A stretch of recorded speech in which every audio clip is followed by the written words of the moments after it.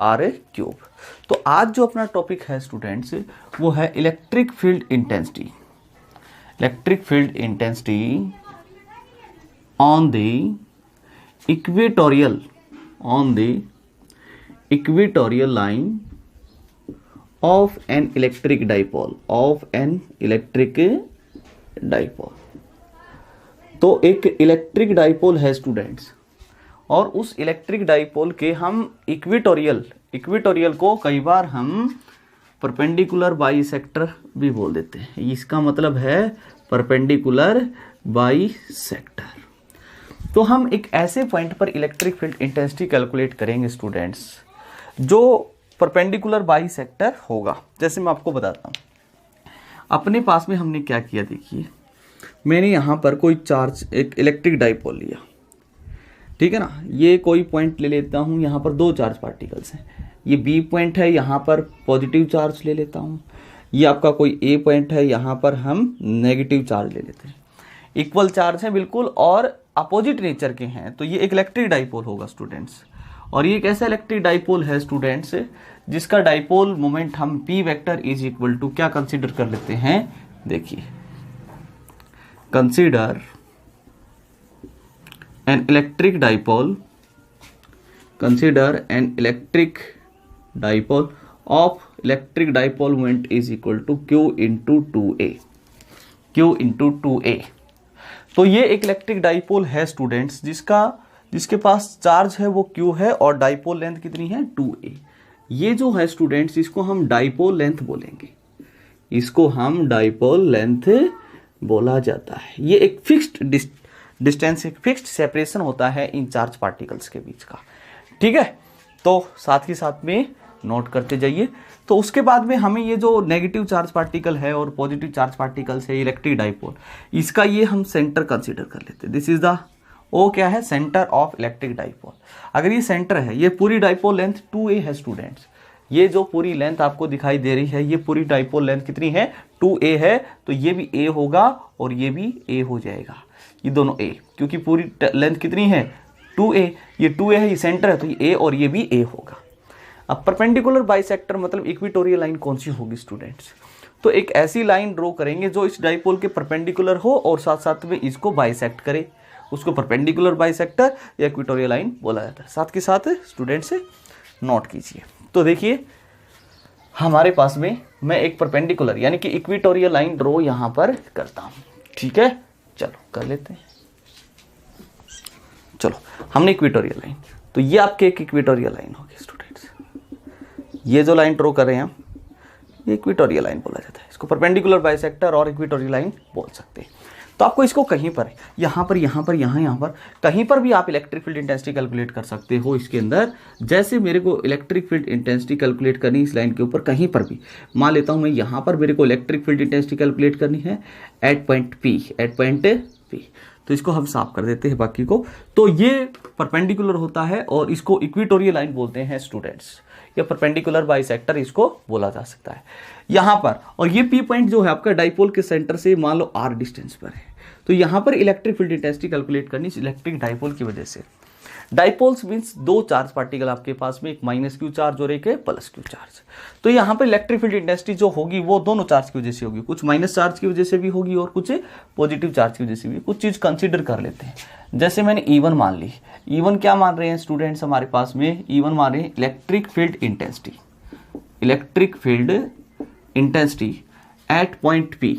Eight point P due to -q charge. इस -q charge की वजह से यहाँ पर इलेक्ट्रिक फील्ड इंटेंसिटी स्टूडेंट्स हम जो मान रहे हैं वो E1 मान लेते हैं। इसी तरीके से हम E2 क्या मान लेते हैं, electric field intensity at point P due to positive charge. इस पॉजिटिव चार्ज की वजह से यहाँ पर जो इलेक्ट्रिक फील्ड की स्ट्रेंथ होगी स्टूडेंट, इलेक्ट्रिक फील्ड इंटेंसिटी होगी, वो E2 मान लेते हैं। तो हमें E1 और E2 कैलकुलेट करना है। चलो E1 और E2 की वैल्यू कैलकुलेट करते हैं। तो सबसे पहले यहाँ पर इस पॉजिटिव चार्ज की वजह से यहाँ पर फील्ड आपको निकालनी है। तो इस चार्ज से, अब बाकी सिस्टम को भूल जाइए, ये एक सोर्स चार्ज है जो इलेक्ट्रिक फील्ड जनरेट कर रहा है अपने अराउंड, तो इसकी वजह से P पॉइंट पर जनरेट होने वाली इलेक्ट्रिक फील्ड चाहिए है। तो यानी कि इस सोर्स चार्ज से P पॉइंट पर, तो आपको ये डिस्टेंस पता होनी चाहिए स्टूडेंट्स। तो ये पाइथागोरस थ्योरम से आप कैलकुलेट कर सकते हो, क्योंकि ये ए है स्टूडेंट्स, ये आर है, बेस परपेंडिकुलर, तो ये हाइपोटेन्यूस हो जाएगा under root of R square plus में A square, under root are square plus A square हो जाएगा। क्लियर? ओके। और आपको पता है स्टूडेंट्स, मैं बता चुका हूं कि अगर आपके पास में कोई पॉजिटिव चार्ज पार्टिकल है तो उससे आर दूरी पर electric field intensity away from the charge होती है, एंड यहीं पर अगर माइनस क्यू चार्ज होता तो आर डिस्टेंस पर यहां पर इलेक्ट्रिक फील्ड इंटेंसिटी तो नेगेटिव चार्ज की तरफ होती, टुवर्ड्स नेगेटिव चार्ज। तो इस पॉजिटिव चार्ज की वजह से पी पॉइंट पर electric field intensity away from the charge होगी, तो E2 की डायरेक्शन कुछ ऐसे होगी। क्लियर?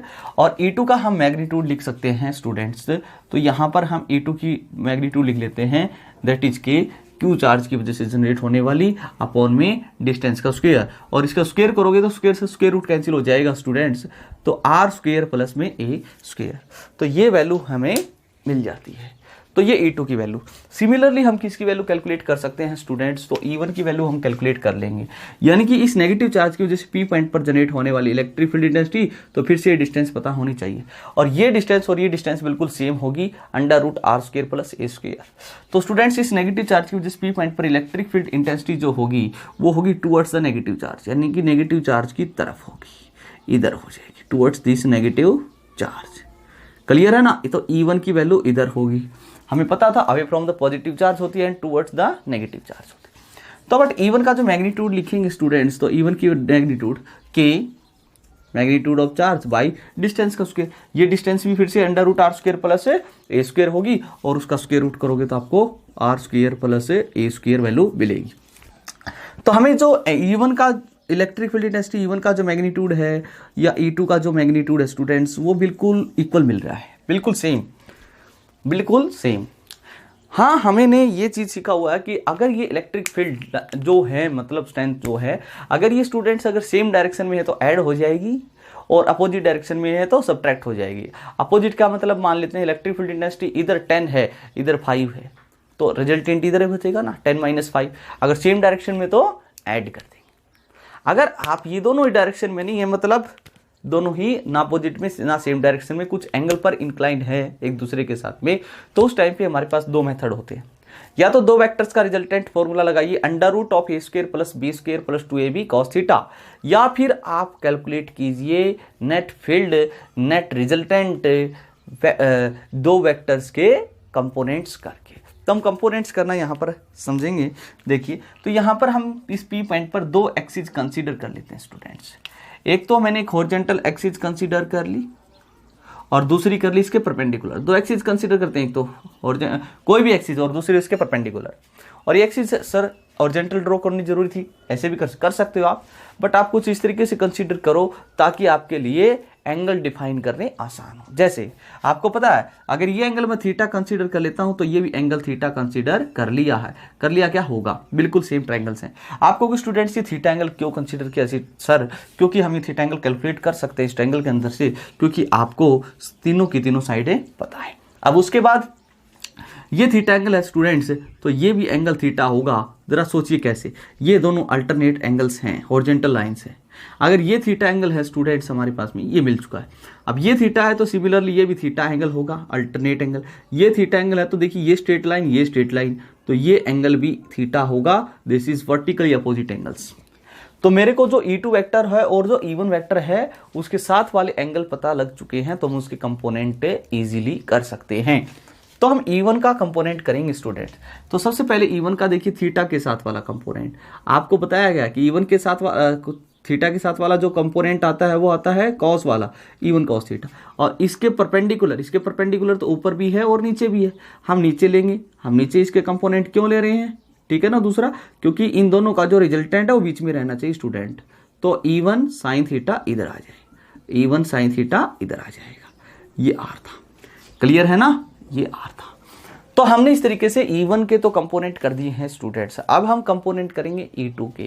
तो E2 का कंपोनेंट देखिए, इस E2 का इस थीटा के साथ वाला जो कंपोनेंट होगा इधर ही स्टूडेंट्स वो हो जाएगा E2 cos थीटा, और इसके बिल्कुल परपेंडिकुलर मींस ऊपर की तरफ जो होगा वो होगा यहाँ पर E2 sin theta, E2 sin theta.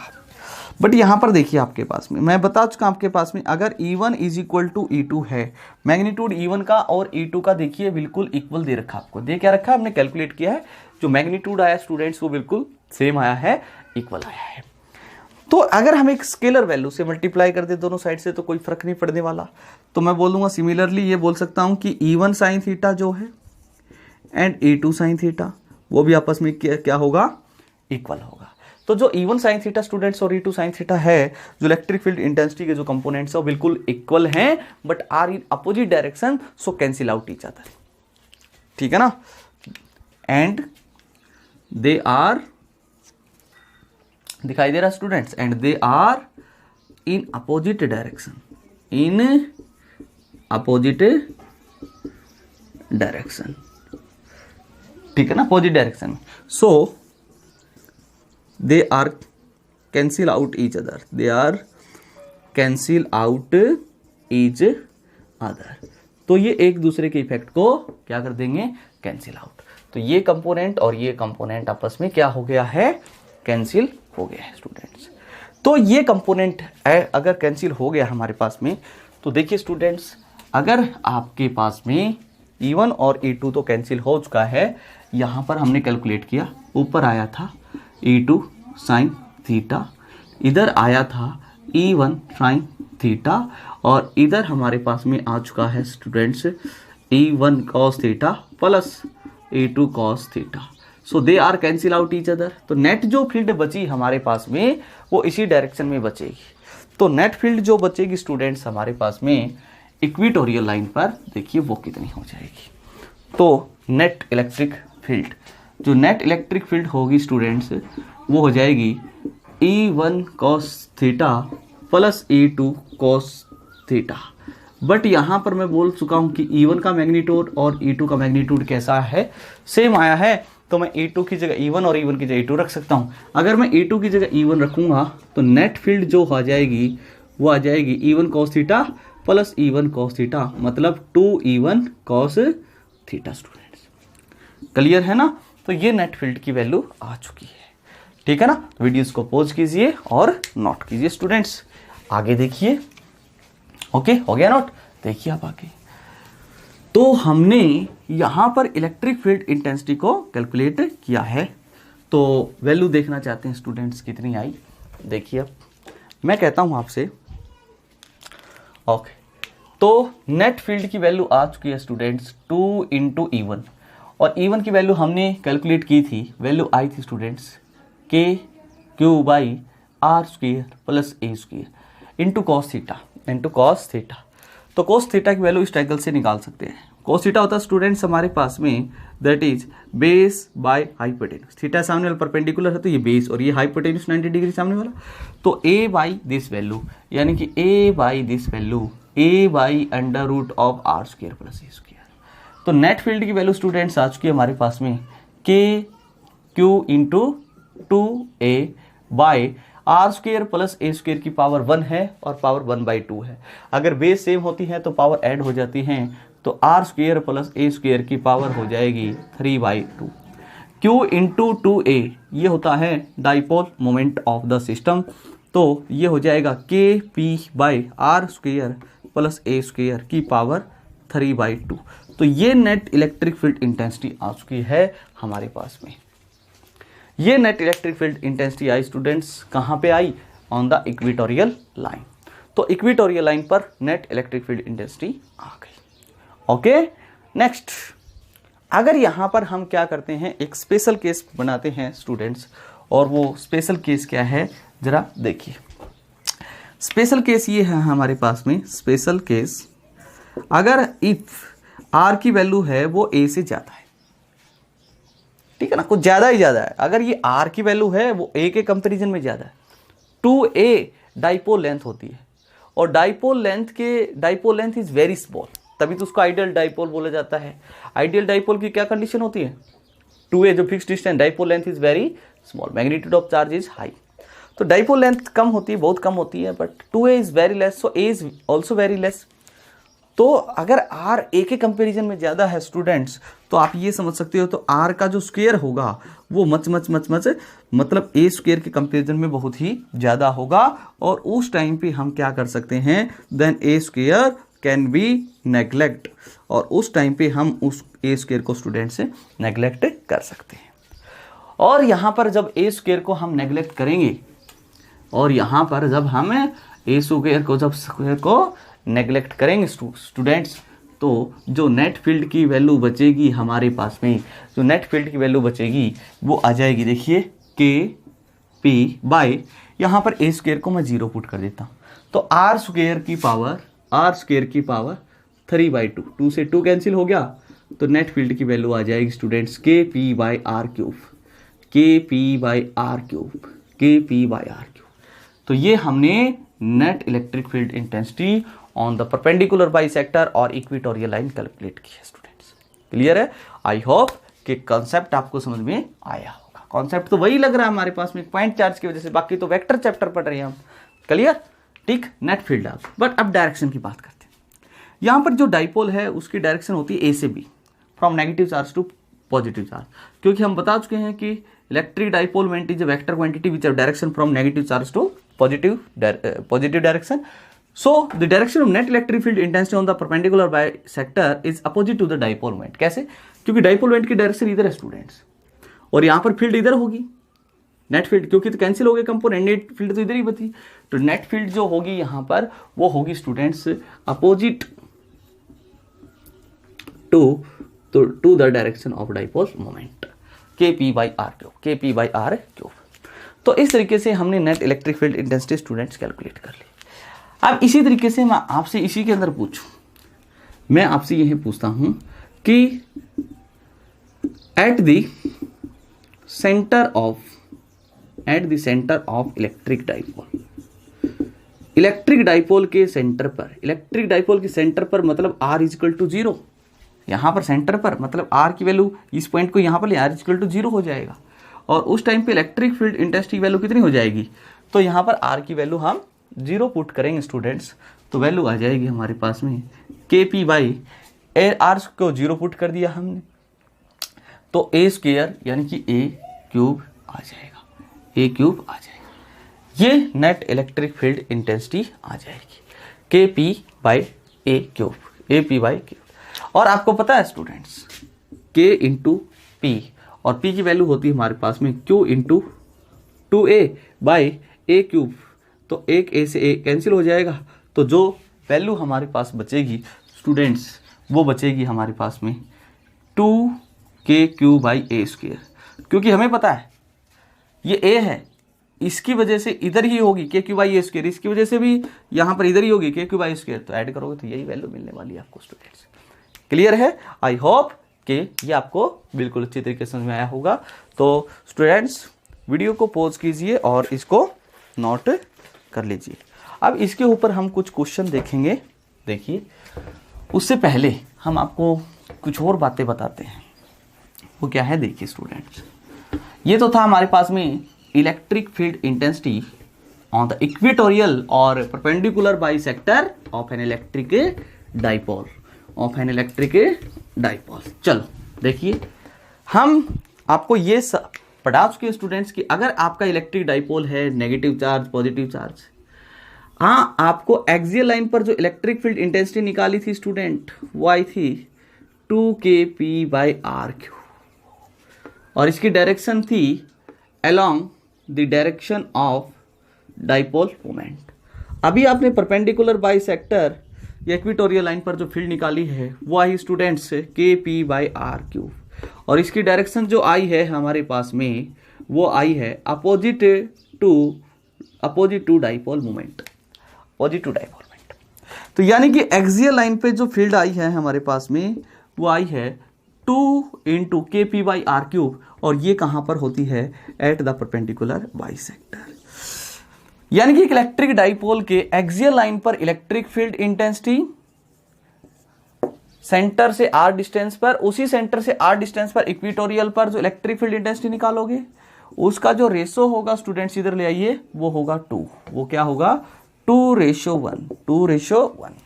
E axial by E equatorial 2:1, कितना होगा 2:1, या E equatorial by E axial is equal to 1/2 होगा स्टूडेंट। क्लियर है? आई होप कि ये कॉन्सेप्ट आपको समझ में आया होगा। तो इसके ऊपर बेस्ड हम कुछ न्यूमेरिकल्स देख लेते हैं, कुछ प्रॉब्लम्स देख लेते हैं। चलो आइए नेक्स्ट प्रॉब्लम की तरफ, इसके ऊपर क्वेश्चन स्टूडेंट। तो मैं क्वेश्चन आपको कराता हूं। जैसे हमारे पास में क्वेश्चन है, देखिए जरा ध्यान से। हाँ, charge Q1 is equal to this n coulomb, nano coulomb is on y axis at y is equal to plus 3 centimeter, and charge plus Q2 is equal to this minus 6.0 nano coulomb is on y axis at y is equal to minus 3 centimeter. Calculate force on a test charge particle Q0 जो 2 nano coulomb है, placed on the x axis is equal to 4 centimeter. Question को ध्यान से देखिए students, question को ध्यान से देखिए। मैं ऐसा कर लेता हूं हमारे पास में कि हमारे पास में ये y एक्सिस मान लेते हैं स्टूडेंट्स। ये कौन सी एक्सिस मान लेते हैं? हम एक y एक्सिस मान सकते हैं ना, क्योंकि x एक्सिस और जो y है जो वो तो परपेंडिकुलर होती है, ये मान लेता हूं। तो y इक्वल टू ये रहा, y इक्वल टू 3 ये रहा प्लस का, और y इक्वल टू -3 कुछ इधर मिलेगा। तो y इक्वल टू 3 पे देखिए क्वेश्चन में चार्ज पार्टिकल Q1 रखा हुआ है यहाँ पर, y इक्वल टू 3, ये 3 है मतलब ये 3 सेंटीमीटर है डिस्टेंस स्टूडेंट्स, और यहाँ पर Q1 चार्ज पार्टिकल रखा जिसकी वैल्यू प्लस का 6n कूलम है वैल्यू। क्लियर है ना? ओके, y इक्वल टू -3 मतलब y इक्वल टू -3 का मतलब ये लेंथ फिर से कितनी है आपके पास में 3 सेंटीमीटर, और यहाँ पर एक चार्ज पार्टिकल Q2 रखा हुआ है जिसकी वैल्यू माइनस का 6n कूलम है। अब x इक्वल टू 4 प्लस का ये है x इक्वल टू 4 मतलब ये जो लेंथ होगी वो 4 सेंटीमीटर होगी, और यहाँ पर एक चार्ज पार्टिकल है, मान लेते Q0 is equal to 2n coulomb, Q0 ही दे रखा है। तो ये कहता है कि calculate the force acting on this charge particle. तो आपको इस चार्ज पार्टिकल के ऊपर लगने वाली नेट फोर्स निकालनी। तो students as we know that आपको इलेक्ट्रिक फील्ड इंटेंसिटी डिफाइन की थी, that is force per unit charge. तो यहां से हम फोर्स को डिफाइन कर सकते हैं। फोर्स की वैल्यू हो जाएगी हमारे पास में Q इंटू E, मतलब, और ये वेक्टर क्वांटिटी साथ साथ में, मतलब किसी भी चार्ज पार्टिकल के ऊपर इलेक्ट्रिक फील्ड के अंदर लगने वाली जो फोर्स का फॉर्मूला होगा वो होगा Q0 into E, Q0 into E। Clear? और इलेक्ट्रिक फील्ड की डायरेक्शन में ही फोर्स की डायरेक्शन होगी। मतलब ऐसा सोचो आप, मेरे पास में यहाँ पर कोई चार्ज पार्टिकल है प्लस Q, तो इसके चारों तरफ तो इलेक्ट्रिक फील्ड होगी। यहाँ पर मैं Q0 को चार्ज को लेके जाऊँ तो इसके ऊपर एक फोर्स लगेगी, वो फोर्स किधर लगेगी? जिस डायरेक्शन में यहाँ फील्ड होगी, इस चार्ज की वजह से यहाँ पे इलेक्ट्रिक फील्ड की डायरेक्शन तो अवे होती है, तो फोर्स भी इधर ही लगेगी। ओके, और वो फोर्स कितनी लगेगी? That is Q0 into E। Q0 ये चार्ज और यहाँ की इलेक्ट्रिक फील्ड इंटेंसिटी। तो हमें भी यहाँ पर इसके ऊपर लगने वाली फोर्स निकालनी है स्टूडेंट्स। तो आप डायरेक्ट भी कर सकते हो, मैं ये नहीं बोलूँगा कि आप डायरेक्ट नहीं कर सकते, डायरेक्ट भी कर सकते हो। आप फोर्स निकालिए, इसकी वजह से इस पर लगने वाली फोर्स निकालिए, इसकी वजह से कंपोनेंट्स कीजिए और सोल्व कीजिए क्वेश्चंस को। हम ऐसे भी कर सकते हैं कि इस पॉइंट पर इलेक्ट्रिक फील्ड इंटेंसिटी कैलकुलेट कर लेते हैं। जैसे अगर मैं इस चार्ज की वजह से यहाँ पर फील्ड इलेक्ट्रिक फील्ड निकालूँ तो नेगेटिव चार्ज है Q2 और इसकी वजह से net field towards the negative charge हो जाएगी 2, और इसकी वजह से इधर होगी क्योंकि पॉजिटिव से अवे होती है हमारे पास में E1 की वैल्यू। तो हम E1 की वैल्यू निकाल सकते हैं स्टूडेंट्स। तो E1 की वैल्यू आ जाएगी हमारे पास में इस चार्ज की वजह से यहाँ फील्ड Q की वैल्यू कितनी? 6 कूलम, तो 10 टू पावर माइनस का 9। तो क्योंकि मेरे को पता है कि 1 nano coulomb is equal to 10 to power minus का 9 कूलम होता है स्टूडेंट्स। ऐसा ही सिस्टम में कन्वर्ट कीजिए, ये मिस्टेक हमें बिल्कुल भी नहीं करनी है। ओके, K/r², और ये डिस्टेंस 3 4, तो ये 5 सेंटीमीटर हो जाएगा पाइथागोरस थ्योरम से। तो 5 इंटू 10 टू पावर -2 का होल स्क्वायर कीजिए। क्यों कीजिए? क्योंकि हमारे पास में पता है कि सेंटीमीटर में है तो हमें मीटर में कन्वर्ट करना होगा। ओके स्टूडेंट्स, तो ये वैल्यू जो आई हमारे पास में, चाहो तो आप एक काम कर सकते हो, थोड़ी देर के लिए मैग्नीट्यूड सेम है तो हम K/Q/r, ये डिस्टेंस r मान लेते हैं तो r² हो जाएगी, और E2 इसकी वजह से यहाँ पर इलेक्ट्रिक फील्ड इंटेंसिटी K/Q/r² ही होगी क्योंकि सेम डिस्टेंस है, सेम चार्ज का मैग्नीट्यूड है। ओके, वैल्यू की रख देंगे, कंपोनेंट्स करते हैं। तो ये वैसा ही कॉन्सेप्ट है। देखिए, एक इलेक्ट्रिक डाइपोल है और उसके इक्वेटोरियल लाइन पर आप इलेक्ट्रिक फील्ड इंटेंसिटी कैलकुलेट कर रही हो। बट यहाँ पर जो हम इलेक्ट्रिक फील्ड इंटेंसिटी कैलकुलेट करेंगे स्टूडेंट्स, हमें पता है कितनी आएगी।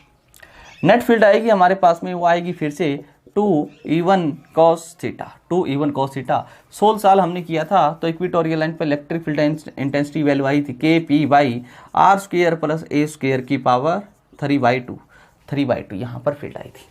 और यहाँ पर जो नेट फील्ड की डायरेक्शंस अगर डायरेक्ट देखें स्टूडेंट्स तो वो आई थी, डाइपोल मोमेंट की डायरेक्शन इधर है, उसके अपोजिट हो जाएगी, मतलब इधर हो जाएगी नेट फील्ड की। ओके, ये नेट फील्ड। बट हम इसमें a² को तभी नेग्लेक्ट कर सकते हैं स्टूडेंट्स जब a कितना अपना 3 सेंटीमीटर, a कितना है 3 सेंटीमीटर, और r कितना स्टूडेंट्स, r हमारे पास 4 सेंटीमीटर है। मैं ऐसा नहीं बोल सकता यहाँ पर कि a का स्क्वायर देखिए आप, a² आएगा हमारे पास में 9 सेंटीमीटर, ओके a², और ये कितना आएगा r² कितना आ जाएगा, स्क्वायर करोगे तो 16 आ जाएगा, कुछ ज़्यादा नहीं है। तब नेग्लेक्ट कैसे कर सकते हैं इसको स्टूडेंट्स, तो नेग्लेक्ट नहीं करेंगे। हाँ मान सकता हूँ आप इस मीटर में कन्वर्ट करोगे तो ये वैल्यूज़ के अंदर काफ़ी डिफरेंस आएगा, ठीक है ना। अगर आप एक्यूरेट वैल्यू निकालना चाहते हो तो मैं कहूँगा इसी में पुट कीजिए वैल्यू। तो नेट फील्ड के की वैल्यू होती है 9 × 10⁹ होती है स्टूडेंट्स। पी होता है हमारे पास में डाइपोल मोमेंट, और डाइपोल मोमेंट होता है Q × 2a, और Q की वैल्यू आपको दे रखी है 6 नैनो कूलम, तो कूलम में कन्वर्ट कर लिया इंटू 2a, मतलब डाइपोल लेंथ ये पूरी होगी 6 सेंटीमीटर, 3 + 3 6 सेंटीमीटर, तो 6 सेंटीमीटर है तो मीटर में कन्वर्ट किया तो ये आ जाएगा 36 × 10⁻11। ये डाइपोल मोमेंट रख देते हैं 36 × 10⁻11, ये हमने रख दिया है students. Okay, bye r², r मतलब ये वैल्यू आप, ये है 4 × रख देता हूँ, r है 4 × 10⁻² का होल स्क्वायर प्लस a का स्क्वायर, a है 3 सेंटीमीटर, यानी कि 3 × 10⁻² का होल स्क्वायर, और इसकी पूरे की पावर जो दे रखी है आपको, वो दे रखी है 3/2, वो दे रखी है आपको पूरी 3/2 दे रखी वैल्यू। ओके, तो और एक बात बता देते हैं, ये जो चार्ज पार्टिकल है वो पॉजिटिव है, तो पॉजिटिव चार्ज पार्टिकल के ऊपर जो इलेक्ट्रिक फील्ड में फोर्स लगेगा वो इलेक्ट्रिक फील्ड की डायरेक्शन में लगेगा, नेगेटिव के ऊपर उसके अपोजिट में लगेगा। तो फील्ड की डायरेक्शन इधर ही होगी, डाइपोल मोमेंट के अपोजिट ही होगी, और फोर्स की भी डायरेक्शन इधर ही होगी। ओके, तो अब मैं तुमसे पूछ रहा हूँ कि नेट फील्ड की वैल्यू जो आई हमारे पास में 9 × दिस, ये हो जाएगा ओके 9 × 6 = 54, 5 हो गया, 9 × 3 = 27, और 5 हो गया 32 × 10⁻², ओके, क्योंकि 9 था और ये माइनस था। अब यहाँ पर देखिए स्टूडेंट्स, तो इन दोनों में से क्या चीज़ कॉमन है, तो यहाँ पर जो कॉमन है 10⁻² का स्क्वायर, 10⁻² का स्क्वायर 10⁻4, और 10⁻4 को बाहर ले लेते हैं, तो 10⁻4 को बाहर लिया तो इसकी पावर भी तो 3/2 है स्टूडेंट्स। अंदर क्या बचेगा, यहाँ पर बचेगा 4 का स्क्वायर प्लस में 3 का स्क्वायर, और इसके भी पावर 3/2 है, तो 3 × 4 × 10⁻² बाई 2 × 4 हो जाएगा, 2 × 4, तो 10 की पावर जो आया माइनस का वो आ जाएगा हमारे पास में 6, माइनस का 6 हो जाएगा स्टूडेंट, और ये हो जाएगा 25 का और की पावर 3/2 है स्टूडेंट्स, तो 3 × 4 × 10⁻² बाई 10⁻6 × 5 की पावर 1/2 कितना होता है, 5 होता है ना स्क्वायर रूट, 5 की पावर क्यूब कितना हो जाएगा 125। तो मतलब हम नेट फील्ड की वैल्यू कैलकुलेट कर लेंगे स्टूडेंट्स। अगर आपको नेट फील्ड की वैल्यू मिल गई तो आप उस चार्ज पार्टिकल के ऊपर फोर्स निकाल सकते हो, Q0 × E, Q0 की वैल्यू है 2 × 10⁻9, 2 नैनो कूलम था, इंटू E की वैल्यू जो भी आप पुट करो उसके ऊपर लगने वाली फोर्स की वैल्यू आ जाएगी। आई होप कि क्वेश्चन आपको समझ में आया होगा। चलो नेक्स्ट क्वेश्चन की तरफ बढ़ते हैं स्टूडेंट्स। नेक्स्ट प्रॉब्लम देखिए कैसा है आपके पास। नेक्स्ट एन फॉर नेक्स्ट, चलो स्टूडेंट्स नेक्स्ट प्रॉब्लम देखिए हमारे पास भी। नेक्स्ट ये है कि ABC is an equilateral triangle of each side 5 centimetre. तो हमारे पास में खुद करना क्वेश्चन, हमारे पास में एक इक्विलेटरल ट्राइंगल है स्टूडेंट्स, ये रही, ओके, सारी साइड इक्वल हैं, तो ये ABC एक इक्विलेटरल ट्राइंगल आपको दे रखी है स्टूडेंट्स। कहता है कि ABC is an equilateral triangle of each side 5 centimetre. अगर इसकी साइड को मैं डी कंसीडर कर लेता हूं स्टूडेंट्स, तो डी बराबर दे रखे 5 सेंटीमीटर। पहली बात तो इसको मीटर में कन्वर्ट कीजिए इंटू -2 करके। ओके, 2 चार्जेस कितना दे रखे आपको, 2 चार्ज पार्टिकल्स दे रखे हैं जिसका मैग्नीट्यूड आपको दे रखा है +-50/3 इंटू 10⁻³ माइक्रो कूलम दे रखा है स्टूडेंट्स। अगर आप इसको कूलम में कन्वर्ट करना चाहोगे तो इंटू 10⁻6 करना पड़ेगा, क्योंकि हमें पता है 1 micro coulomb is equal to 10⁻6 coulomb होता है। Is are placed at point a b, तो ए पर हमारे पास में एक चार्ज पार्टिकल रखा हुआ है स्टूडेंट्स, मान लो माइनस, क्योंकि प्लस माइनस, तो यहां पर आपके पास में चार्ज पार्टिकल रखा हुआ है पॉजिटिव। तो ये जो लेंथ डिस्टेंस इनके बीच की डी है, तो ये एक इलेक्ट्रिक डाइपोल हो गया students.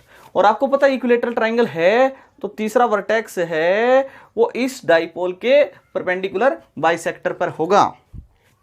Okay, calculate the magnitude and direction of resultant intensity at point c. तो सी पॉइंट पर आपको नेट फील्ड की, आपको पता है इलेक्ट्रिक डाइपोल है, और डाइपोल के आपको इक्वेटोरियल पर इलेक्ट्रिक फील्ड इंटेंसिटी डायरेक्शन तो इधर ही होगी ना। इलेक्ट्रिक डाइपोलमेंट की डायरेक्शन होती है from negative charge to positive charge. अब नेगेटिव डाइपोलमेंट की अपोजिट होती है, हमें पता है, पढ़ चुके हम। ओके, अच्छी बात। चलो, अब आपके लिए मेरे को सबसे पहले ये वैल्यूज निकालनी पड़ेगी स्टूडेंट्स, आर। क्या निकालनी पड़ेगी? आर। तो ये आर आप कैसे कैलकुलेट करोगे? हम कैलकुलेट कर सकते हैं। आप चाहो तो ऐसे भी स्टूडेंट्स कर सकते हो, डायरेक्ट मैं आपको बताता हूँ, कैलकुलेट कर सकते हो। हमें नहीं पता क्या डाइपोल इक्वेटोरियल क्या चीज है, हम एक काम कर लेते हैं, इस नेगेटिव चार्ज पार्टिकल की वजह से यहाँ फील्ड निकाल लेते हैं, और यहाँ पे फील्ड नेगेटिव चार्ज की वजह से यहाँ पर फील्ड होगी towards the negative charge,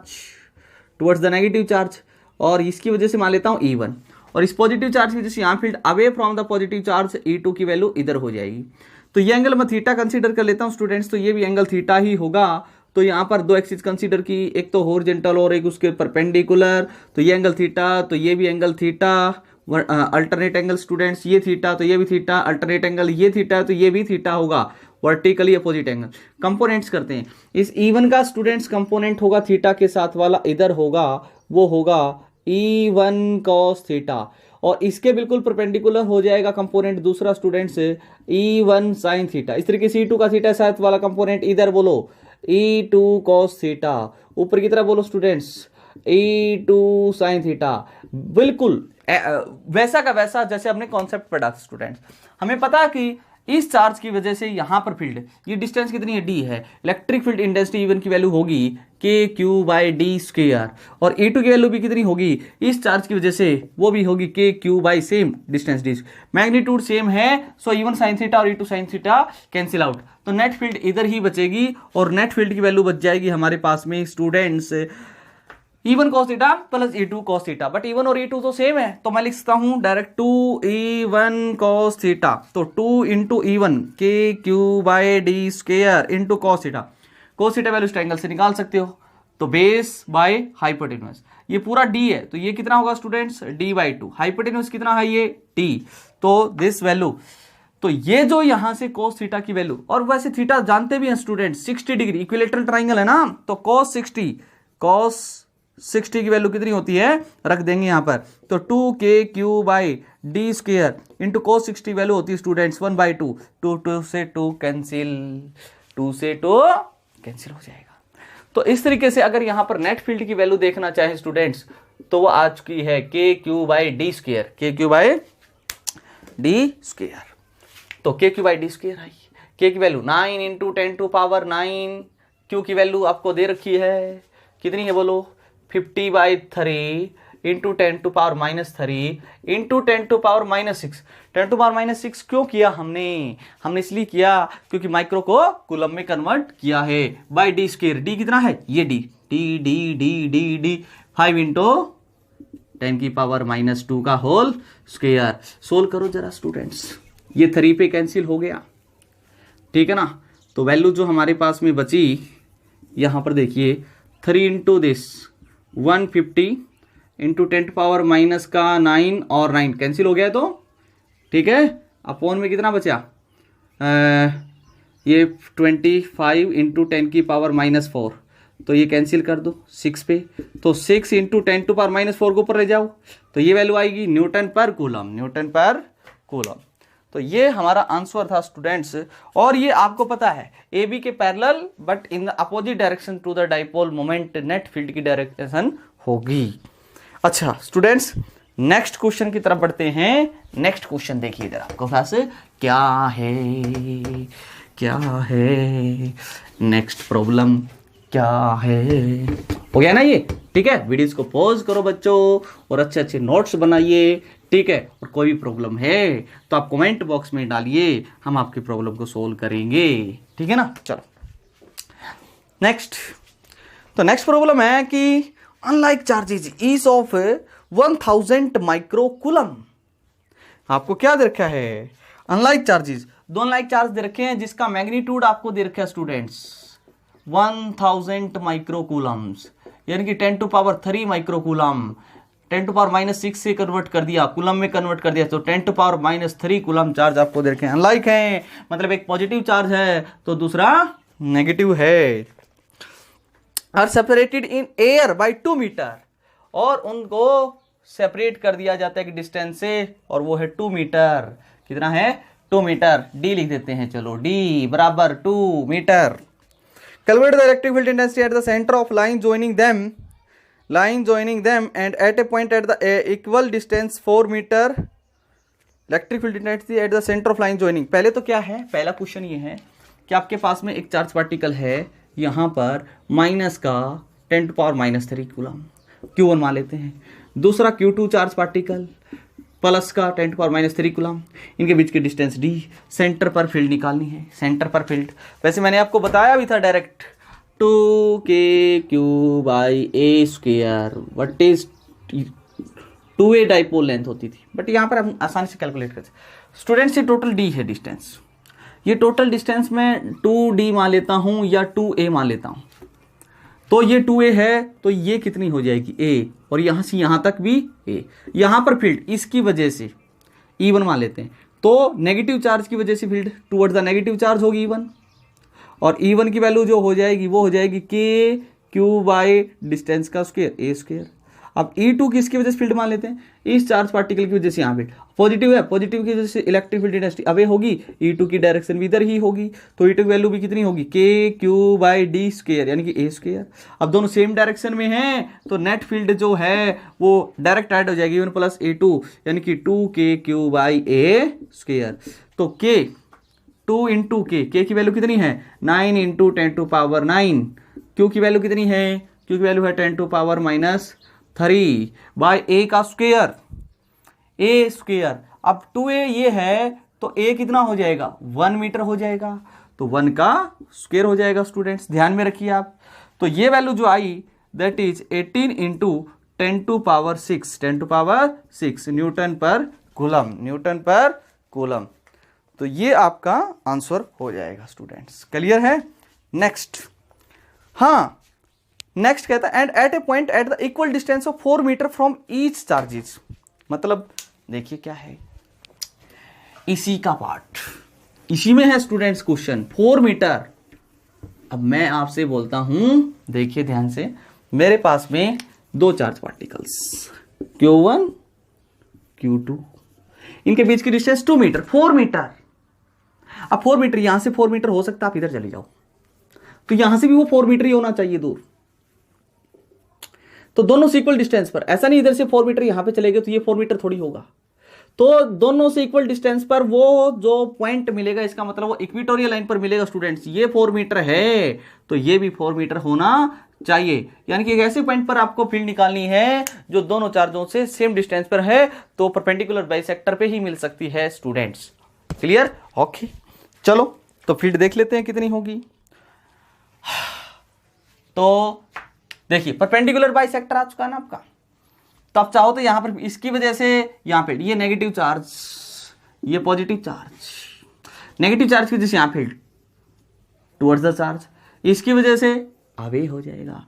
E2 मान लेते हैं, ये E1 मान लेते हैं, तो E1 और E2 की वैल्यू, E1 की वैल्यू बोलो फटाफट, E1 की वैल्यू kq/ डिस्टेंस का स्क्वायर 4 का स्क्वायर 16, E2 की वैल्यू बोलो के क्यू बाई डिस्टेंस का स्क्वायर, उसके लिए भी 16 वैल्यू सेम है, चार्ज भी सेम है। तो नेट फील्ड यहां पर कंपोनेंट करने चाहिए स्टूडेंट्स। ये एंगल अगर थीटा मान लेता हूं मैं, तो यहां पर दो एक्सिस कंसीडर करते हैं वैसे ही। तो आप कंपोनेंट कीजिए। देखिए ये थीटा है तो ये भी थीटा आया था और ये भी थीटा आया था, बार बार मैं बता चुका हूं। E1 का थीटा के साथ वाला कंपोनेंट इधर हो जाएगा E1 cos थीटा, और नीचे की तरफ हो जाएगा हमारे पास में E1 sin थीटा, और E2 का कंपोनेंट थीटा के साथ वाला इधर हो जाएगा स्टूडेंट्स E2 cos थीटा, और ऊपर हो जाएगा E1 sin थीटा। E1 और E2 का मैग्नीट्यूड इक्वल है तो ये दोनों रास्तों कैंसिल हो जाएंगे सेम डायरेक्शन में। तो नेट फील्ड जो बचेगी स्टूडेंट्स वो बचेगी E1 cos theta plus E2 cos theta, यानी कि 2 E1 cos थीटा लिख सकता हूं क्योंकि E1 और E2 का मैग्नीट्यूड बिल्कुल सेम। तो 2 इंटू E1 की वैल्यू कितनी है के क्यू, के एयर में ना क्यू की वैल्यू कितनी, क्यू की वैल्यू इधर की 10⁻³ cos थीटा। अच्छा बाई के क्यू बाई आर स्क्वायर था ना 16। अच्छा cos थीटा वैल्यू बोलो कैसे निकालोगे, इसमें निकाल लो ना। ये डिस्टेंस कितनी देर की थी आपको 2 मीटर, तो ये कितनी होगी 1 मीटर यहां से लेके बेस बाय हाइट, यानी कि 1/4 2 2 4। तो यहां से हमारे पास में सोल्व करेंगे क्वेश्चन, तो यह आ जाएगा स्टूडेंट्स 9/32 क्या आपको दिखाई दे रहा है, यह आ जाएगा स्टूडेंट्स 9/32 इंटू 10⁻6 इंटू 10⁻+6 इंटू 10⁻+6। तो आप चाहो तो इसको सोल्व कर सकते हो, ठीक है ना। तो आंसर आपका मैच हो जाएगा। अदरवाइज ये क्वेश्चन तो आपको अपने आप ही करना चाहिए, फिर भी मैंने आपको रिवाइज करवा दिया। चलो नेक्स्ट प्रॉब्लम की तरफ बढ़ते हैं। इंपॉर्टेंट प्रॉब्लम मेरे हिसाब से होगा ये, क्योंकि आपको कोऑर्डिनेट सिस्टम में दे रखा है आपकी बार। तुम तो ठहरे परदेसी साथ क्या निभाओगी, तुम तो कल की पहली ट्रेन से देखो अच्छा अच्छा 2 चार्ज पार्टिकल दे रखे प्लस क्यू चार्ज और minus Q charge. 2 charge particle दे रखे आपको प्लस क्यू और minus Q charge are located at a point A and B. ध्यान से देखिए, एक पॉइंट दे रखा आपको ए 0,0,-2 और इस पर चार्ज पार्टिकल रखा हुआ है Q1 और plus Q1 plus Q charge. एक पॉइंट आपको स्टूडेंट्स दे रखा बी, वो दे रखा पॉइंट 0,0,2 पे, और यहां पर वो माइनस क्यू चार्ज रखा है। How much work done will be done in moving a test charge from P to Q।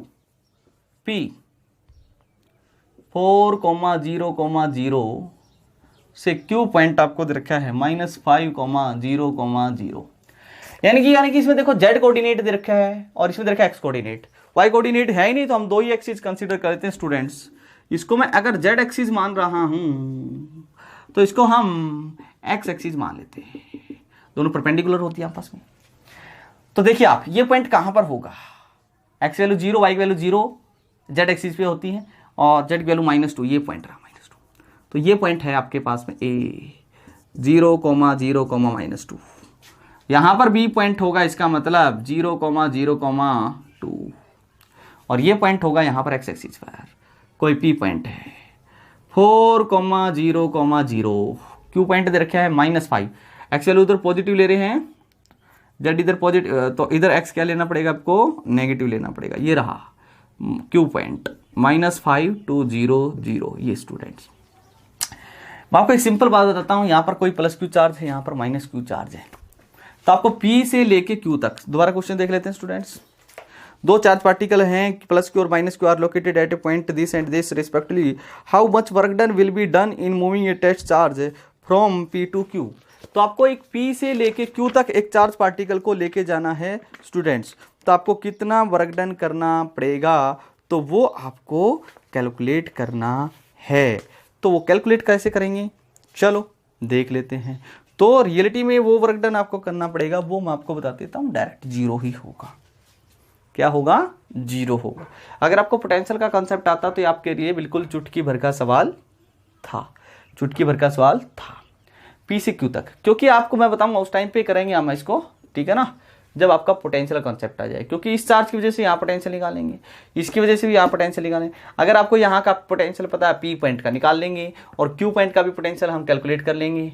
तो वर्क डन जो होता है, जिस चार्ज को भी लेके जाते हो, Q into change in potential difference होगा, और यहाँ का पोटेंशियल यहाँ पोटेंशियल सेम आएगा, तो पोटेंशियल डिफरेंस जीरो होगा स्टूडेंट्स। तो वर्क डन भी आपको जीरो करना पड़ेगा। अगर आप करना चाहो तो कर सकते हो, अदरवाइज कोई जरूरत नहीं है। जब हम कॉन्सेप्ट पढ़ेंगे पोटेंशियल का तब आपको ये क्वेश्चन करना है।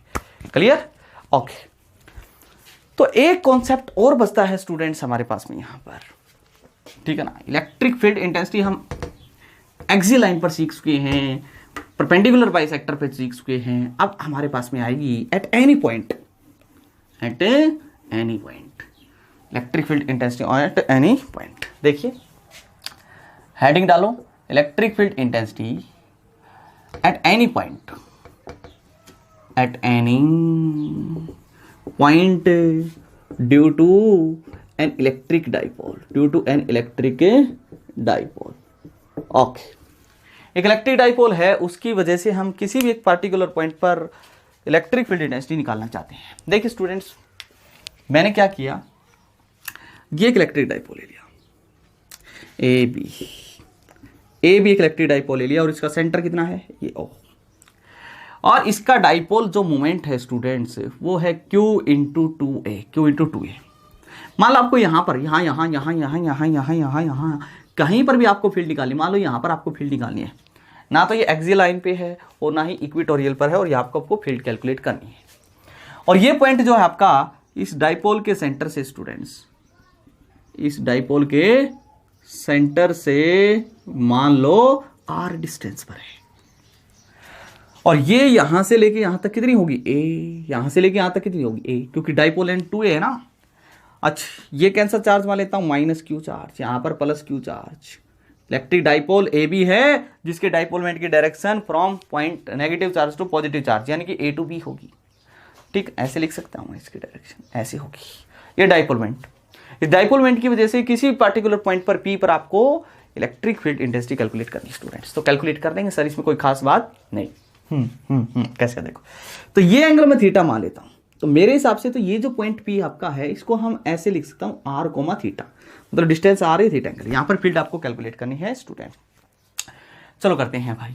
तो हमें क्या करना चाहिए, हमें इस इलेक्ट्रिक डाइपोल के कंपोनेंट्स करने चाहिए स्टूडेंट्स, क्योंकि आपको पता है स्टूडेंट्स, अगर आपका एक इलेक्ट्रिक डाइपोल ये है और आपको कोई एक लाइन दे दी जाती है जिसके साथ डाइपोल थीटा एंगल बना रहा है, तो इस डाइपोल का इस थीटा के साथ वाला ऐसे एक कंपोनेंट ये ले लेंगे।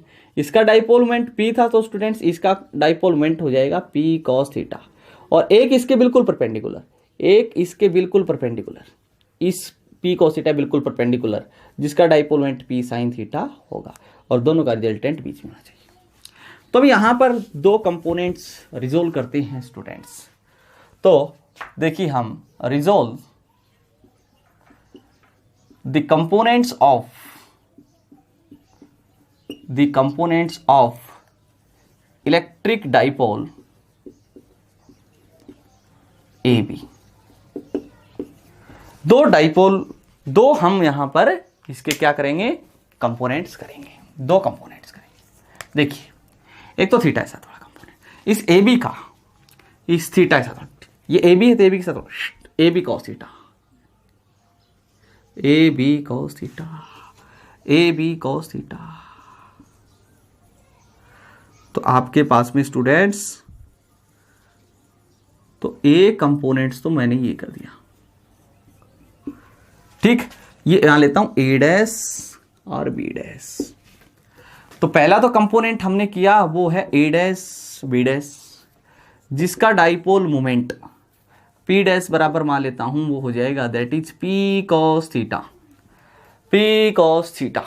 ये आपको क्लियर हो चुका होगा। दूसरा कंपोनेंट इसके परपेंडिकुलर, इसके बिल्कुल परपेंडिकुलर, ऐसे ये कंपोनेंट इसके बिल्कुल perpendicular, that is A double dash B double dash मान लेते हैं। तो दूसरा कंपोनेंट हमने किया वो है A double dash B double dash, जिसका dipole moment P double dash मान लेते हैं, वैल्यू होगी इसकी P sin theta, P sin theta, P sin theta. तो ये बात आपको याद रखनी कि हमें एट एनी पॉइंट पर डाइपोल इलेक्ट्रिक फील्ड निकालनी थी, तो मैंने डाइपोल के ही कंपोनेंट कर लिए। तो हम यहां पर इस पी पॉइंट पर इलेक्ट्रिक फील्ड इंटेंसिटी निकालेंगे। तो वहां पर दो इलेक्ट्रिक फील्ड इंटेंसिटी माना होगा। E1 क्या मान रहे हैं हम, electric field intensity at point P due to dipole A dash B dash. इस A डैश B डैश की वजह से यहां पे इलेक्ट्रिक फील्ड इंटेंसिटी A भी मान लेते हैं, और E2 क्या मान लेते हैं, electric field intensity at point P due to dipole A dash B double dash. इसकी वजह से ये मान लेते। क्लियर? तो वीडियोस को पॉज कीजिए स्टूडेंट्स और इसको नोट करो, ठीक है? ओके, तो अब देखिए आगे हम इलेक्ट्रिक फील्ड इंटेंसिटी निकालते हैं। तो E1 हम निकालते हैं, E1 की वैल्यू वो किसकी वजह से है, due to dipole A dash B dash. देखिए ये रहा आपका dipole A dash B dash, जिसकी डाइपोल मोमेंट की डायरेक्शन A डैश से B डैश इधर है। तो यहां से ये इसका सेंटर यहां पर O पॉइंट है। अभी इस O पॉइंट से R डिस्टेंस पर यहां पर इसकी एक्सियल लाइन पर P पॉइंट है। ध्यान से देखिए, इस A डैश B डैश के तो एक्सियल लाइन पे हो गया ना P point, A dash B dash के तो एक्सियल लाइन पे हो गया इलेक्ट्रिक फील्ड। तो यहां पर इस A डैश B डैश की वजह से P पॉइंट पर electric field intensity axial line पर कहां पे होती थी, तो अलोंग द डाइपोल मोमेंट, मतलब इधर होती थी। तो E1 की वैल्यू इधर हो जाएगी, और वैल्यू हम कैलकुलेट कर लेंगे। वैल्यू क्या थी बताइए, एक्सियल लाइन पे 2kp, तो P dash by R cube, 2kp by R cube, P की जगह P डैश, क्योंकि डाइपोल मोमेंट उसका P डैश है। तो स्टूडेंट्स हमारे पास में जो वैल्यू आई है यहां पर इलेक्ट्रिक फील्ड इंटेंसिटी E1 की वैल्यू जो आ गई, वो आ गई है 2kp cos theta by R cube, ये आई आ चुकी। और यहां पर जो एक्सियल लाइन पर फील्ड की इंटेंसिटी होगी, उसकी जो डायरेक्शन होगी यहां पर, वो along the dipole moment E1 इधर होगी स्टूडेंट्स, E1 क्लियर है ना? अब हम निकालेंगे electric field intensity E2 due to dipole A double dash B double dash at point P। अब देखिए ये बनाया मैंने A double dash B double dash, ये इसका सेंटर है। A double dash B double dash के तो बिल्कुल ये परपेंडिकुलर है ना ये लाइन, तो ये P पॉइंट है। तो इसके सेंटर से यानी कि इस डाइपोल के बिल्कुल परपेंडिकुलर बाइसेक्टर पर आपका यहां पर P पॉइंट है स्टूडेंट्स, R डिस्टेंस पर। और ये तो हम जानते हैं डाइपोल के परपेंडिकुलर बाइसेक्टर पे हो गया P पॉइंट। तो यहां पर electric field intensity dipole moment के अपोजिट होती है, E2 की डायरेक्शन इधर हो जाएगी। तो और E2 की वैल्यू हम जानते हैं, that is kp by R cube, equatorial पर हम जानते हैं, एक्सियल पर 2kp by R cube, equatorial पर kp बाई R क्यूब, बस P की P डबल डैश, और P डबल डैश की वैल्यू हमें पता है स्टूडेंट्स, P साइन थीटा है बाई R क्यूब। ये मैं आपको नोट करवा चुका हूं। यानी कि A dash B dash A double dash B double dash के पैरेलल और अपोजिट डायरेक्शन में। तो इस A double dash B dash के पैरेलल, ये पैरेलल होगी और डायरेक्शन अपोजिट होगी, इधर होगी। इसको नोट कर लीजिए बच्चों, तो इधर होगी ये E2 की डायरेक्शन, E1 और E2 बिल्कुल परपेंडिकुलर। वीडियो इसको पॉज करो और स्टूडेंट इसको यहां तक नोट कर लो। वीडियो इसको पॉज करो और यहां तक नोट कर लो। चलो ठीक, आगे देखिए। तुम न आए हम आए, तुम न आए हम आए, तुम न आए हम आए, ये कैसी आपकी। देखिए आगे E1 आई E2 आई। चलो अब आपको नेट फील्ड निकालनी है। E1 और E2 आपको मिल चुके हैं, तो इस दोनों का जो रिजल्टेंट्स होगा वो क्या होगा स्टूडेंट्स, तो इन दोनों के इसके पैरेलल मैंने यहां पर एक देखिए एक लाइन ड्रॉ की, और इसके पैरेलल यहां पे, यानी कि एक पैरेललोग्राम बनाया मैंने। इस पैरेललोग्राम के डायगोनल के अलोंग ही दोनों का रिजल्टेंट होगा स्टूडेंट्स। दो वेक्टर्स का रिजल्टेंट जो होगा इनसे बनने वाली पैरेललोग्राम के लॉ पैरेललोग्राम जो हमने पढ़ा था स्टूडेंट, उसके अलोंग होगा नेट फील्ड होगी। और ये जो नेट फील्ड है स्टूडेंट्स, मान लेता हूं E1 के साथ एंगल बना रही है अल्फा। पहले तो E1 ये नेट फील्ड निकाल लेते हैं। दोनों का रिजल्टेंट हम जानते हैं, दो वेक्टर्स का रिजल्टेंट का formula students, under root of E1 square plus E2 square plus 2E1 E2 cos theta, theta is 90 degree. क्योंकि E1 वेक्टर और E2 वेक्टर के बीच का तो एंगल 90 डिग्री है ना स्टूडेंट्स, ये वाला एंगल पूरा, ये वाला है ना, दोनों परपेंडिकुलर है। cos 90 0, तो ये पूरा फैक्टर 0 हो गया। तो नेट फील्ड जो बची हमारे पास में वो बची E1 square plus E2 square. E1 की वैल्यू कितनी आई थी 2kp cos theta by R cube plus ये आई थी kp sine theta by R cube, है ना। ओके, दोनों में से कुछ चीज कॉमन है, वो कॉमन ले लेते स्टूडेंट्स। तो नेट फील्ड की जो वैल्यू आई अपने पास में वो कॉमन क्या है, देखिए अंडर रूट के अंदर कॉमन ले लेते हैं। यहाँ भी kp का स्क्वायर, यहाँ पर भी kp का स्क्वायर, तो kp बाई आर क्यूब का होल स्क्वायर, दोनों में से कॉमन ले लेते हैं क्योंकि kp बाई आर क्यूब का स्क्वायर kp आर। तो यहाँ पे बचेगा 2 cos थीटा का स्क्वायर, यानी कि 4 cos theta square cos square theta, plus यहाँ पे kp बाहर आर क्यूब आर साइन का स्क्वायर साइन स्क्वायर थीटा बचेगा स्टूडेंट्स। तो नेट जो फील्ड आई हमारे पास में, नेट जो फील्ड आई स्टूडेंट्स हमारे पास में वो आ चुकी है अंडर रूट। पहले देखिए स्क्वायर से रूट कैंसिल हो गया, तो kp बाई आर क्यूब जो है वो तो बाहर आ गया, स्क्वायर से स्क्वायर रूट तो कैंसिल हो गया स्टूडेंट्स, स्क्वायर से स्क्वायर रूट तो क्या हो गया है कैंसिल। क्या आपको दिखाई दे रहा है, यस, क्या आपको ये दिखाई दे रहा है फैक्टर, हाँ ओके। अंदर क्या बचा 4 cos square theta, 4 cos square theta plus sine square theta. तो स्टूडेंट्स जो नेट फील्ड की वैल्यू आ चुकी है आपके पास में वो आई है kp बाई आर क्यूब।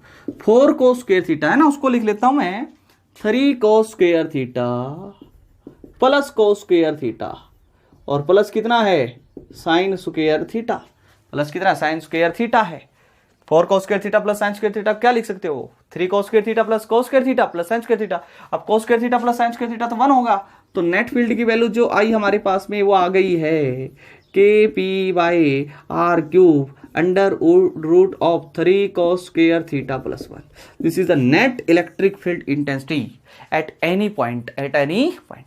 चाहो तो आप यहां पर स्पेशल केस बना सकते हो, जैसे student special case number 1, if theta is equal to 0 degree, तो पॉइंट जो आपका है P वो कहां लाइक, ये थीटा एंगल अगर 0 है, 0 बनाओ तो P पॉइंट इस AB डाइपोल के कहां आ जाएगा एक्सियल लाइन पे, कहां आ जाएगा इसके एक्सियल लाइन पे। Then point P lie on the axial line of dipole AB और इलेक्ट्रिक फील्ड की वैल्यू कितनी हो जाएगी एक्सियल लाइन पे, तो kp by are cube under root of 3 cos square 0 degree plus 1। cos 0 value 1, 1 का square 1, तो 3 और 1 हो गया 4, 4 का स्क्वायर रूट 2 होता है स्टूडेंट्स। तो वैल्यू आई 2 kp by are cube, 2 kp by are cube, यही तो होती थी हमारे पास में, ठीक है ना। तो ये हो गया। आप चाहो तो स्पेशल केस नंबर 2 भी दे, वीडियोस को पॉज करो और नोट करो स्टूडेंट्स। अब आपके पास में देखिए special case number 2, special case number 2, if theta is equal to 90 degree. अगर ये थीटा 90 तो पॉइंट जो आपका वो कहां जाएगा डाइपोल के perpendicular, then point P lie on the equatorial line of dipole, dipole के जो इक्वेटोरियल लाइन पे आ जाएगा। तो उस टाइम पे परपेंडिकुलर बाइसेक्टर फील्ड जानते हैं आप कितनी होती थी, देखते हैं kp by are cube under root of 3 cos square 90 degree plus 1। अब हमें पता है cos 90 0 होता है, 0 प्लस 1 1, 1 का अंडर रूट 1 होता है, तो फील्ड की वैल्यू आ जाएगी kp बाई आर क्यूब। यही तो होती थी, यही तो होती थी स्टूडेंट्स, क्लियर है ना। तो आई होप आपको ये फॉर्मूला याद होना चाहिए, आप एक्सियल और इक्वेटोरियल पर दोनों ही पता लगा सकते हैं। अब यहां पर हमें जो कैलकुलेट करनी है वो है नेट फील्ड की डायरेक्शन, डायरेक्शन किधर होगी, मतलब E1 के साथ मान लो अल्फा एंगल बना रहा है। वीडियोस को पॉज करो स्टूडेंट्स और नोट कीजिए। देखो देखो, चलो देख, हमें पता है, हमें पता है सर ये E1 वेक्टर है, तो मैं इसको भी E1 वेक्टर ही बोल सकता हूं, क्यों बोल सकते हो आप स्टूडेंट्स? मैग्नीट्यूड सेम है, सेम डायरेक्शन है, पैरेलल है, तो इक्वल वेक्टर्स की कंडीशन लग जाएगी। तो इस ट्रायंगल से आप टेंजेंट अल्फा की वैल्यू निकाल दीजिए ना। तो टेंजेंट अल्फा क्या होता है? That is perpendicular by base, यानी कि ये तो था स्टूडेंट्स E1 और ये है E2, तो ये हो जाएगा E2 बाय E1। तो यहां से tangent alpha is equal to E2 की वैल्यू कितनी आई थी हमारे पास में? E2 वैल्यू वो आई थी स्टूडेंट्स हमारे पास में KP sine theta by R cube, by E1 की value 2KP cos theta by R cube, KP R cube cancel. तो यहाँ से जो टेंजेंट अल्फा की वैल्यू बची स्टूडेंट्स, वो बची 1/2 टेंजेंट थीटा, 1/2 टेंजेंट। यहाँ से आप अल्फा की वैल्यू भी कैलकुलेट कर सकते हो। ओके स्टूडेंट्स, तो ये था हमारा कॉन्सेप्ट इलेक्ट्रिक फील्ड इंटेंसिटी का इलेक्ट्रिक डाइपोल की वजह से। नेक्स्ट जो टॉपिक रहेगा वो रहेगा students field lines, electric field lines. आज इतना ही रखते हैं। ओके।